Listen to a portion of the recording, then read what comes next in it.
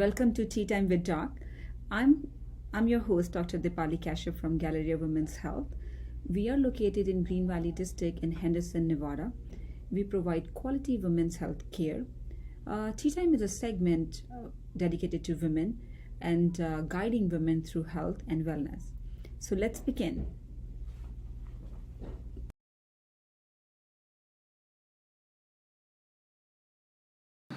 So today I'm going to talk about endometriosis. Now, what is endometriosis? Endometriosis is a condition in which the cells which generally line the inside of the uterus are present outside the uterine cavity. What are the common places where they can be present? They can be present most commonly on something called peritoneum, which is the lining which lines the inside of our various organs. Then the other common sites are ovaries, fallopian tubes, and also on the outside of the uterus or our urinary bladder, rectum. They can be present actually literally anywhere.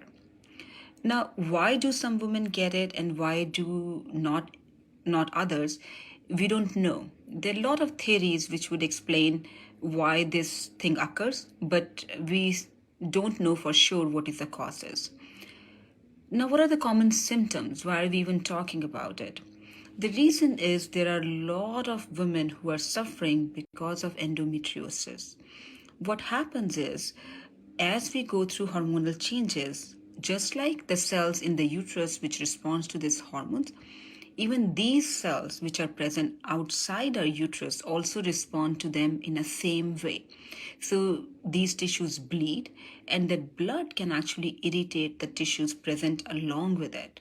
So let's say if these endometrial cells are present outside the uterus, then every time one gets periods and the uterus is having some contractions, this tissue also move around. It creates a lot of inflammation and cause a lot of pain. And then let's say if it is present on fallopian tubes, where once the blood that comes out from these tissues, it changes, it creates a lot of scar tissues, what we call as adhesions. They can cause blockage of the fallopian tube, or let's say if it is present outside the urinary bladder, any stretching of the urinary bladder will cause intense pain. So most commonly women experience pelvic pain. Then because of the scar tissue and depending on where it is present, many women can experience infertility, or they can have extreme pain during periods, extreme pain during intercourse, pain if the bladder is full, or even pain with bowel movements. So wherever endometrial tissue is present, symptoms can occur. And these symptoms can be really mild to very severe, can be debilitating and affect the quality of life. Again, the severity depends on how much the scar tissue is present. Now, how do we diagnose endometriosis? Well, a lot of it is clinical, like based on what the symptoms one is having, we can suspect, okay, this could be due to endometriosis. The definitive diagnosis is based on laparoscopy, where we do a surgery to look inside our abdomen. And if we see anything that looks like endometrial tissue, we actually take a biopsy. And then biopsy, we look for certain features that can help us to determine if it is endometriosis or if it is simple scar tissue or if it is anything else. Once the diagnosis is made, how do we fix it? How do we treat it? So the treatment could be medical or it is surgical.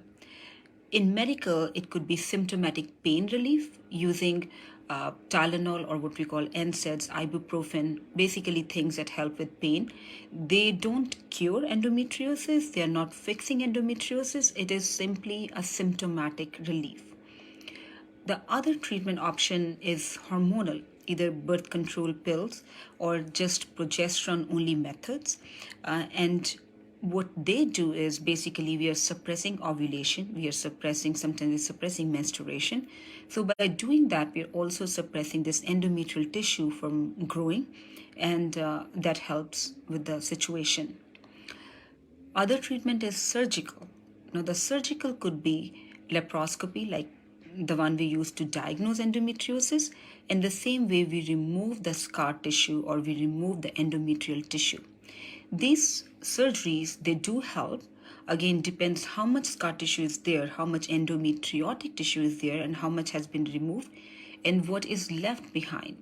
But it has been seen that these are good for about 2 to 3 years, and 8 out of 10 women then will start to experience pain again after 2 or 3 years. The other surgery, if nothing helps, is hysterectomy or even removal of the ovaries. Again, that depends on a lot of things. The degree of pain, degree if somebody has already completed their family, what is their menopausal status. So depending on a lot of these things, then that's another surgery. So we do have a lot of options, whether it is medical or whether it is surgical, to take care of endometriosis. And let's say again, if somebody is experiencing other things like infertility, even that can be managed. That's a different topic, but that can be also managed. So if you are, or anyone else you know in your family or friends who's suffering from endometriosis, one thing for sure is there is hope, because I know this is really frustrating and it is debilitating and it affects the quality of our life. I hope you found this useful. If you have any questions regarding this or any other topic, please feel free to reach out to us. Thank you and have a good day. Right, so that was another segment on Tea Time with Doc. Thank you for tuning in, and I really hope you found it useful. Well, if you have any questions, any comment, or any other particular topic that you would like me to cover, I would be very happy to. Just let us know. And do visit our website, www.galleriawomenshealth.com. We do have tons of information over there. Thank you and have a really good and blessed day. Till next time, bye.